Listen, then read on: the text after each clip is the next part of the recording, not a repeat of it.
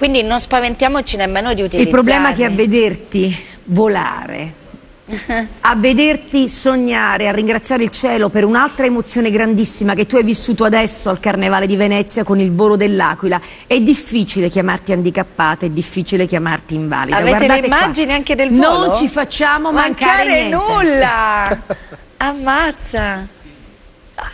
Guarda dove stavo.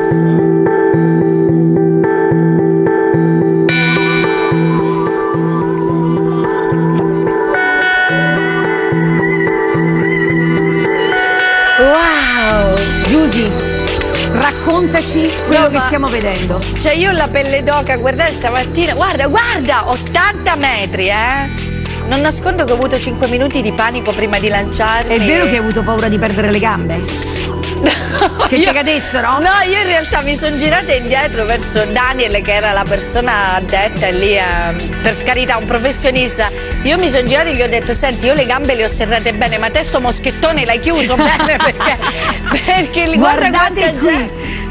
Guardate qui, a noi ha fatto venire i brividi, tanto per cambiare. Io ho i brividi. Guarda, a vederlo. Il segno della croce, questa è una cosa che proprio fa capire che insomma un po' di paura ce l'avevi, vero? Io ho avuto un po' di paura appena mi hanno sollevata, poi mentre scendevo e vedevo tutta questa gente che urlava e che applaudiva appena io alzavo le braccia per salutare, io mi sono sentita come un angelo. Io, ecco, in quel momento mi sono sentita veramente vicino a Dio.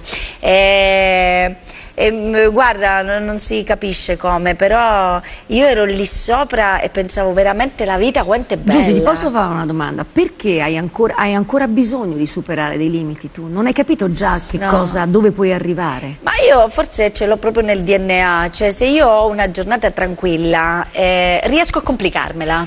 Se io ho una giornata dove riesco a non fare niente, tempo un'ora mi sono piazzata qualcosa da fare, io non sono stata ferma, è proprio sono proprio fatta così, ho bisogno di mettermi alla prova, ho bisogno di sfide, ho bisogno di stimoli e io vado a cercarmeli da tutto quello che ho attorno. Io sono partita dalla domanda chi fosse Giusy Versace prima. Oggi chi è Giusy Versace? Qual è la cosa più bella che hai capito?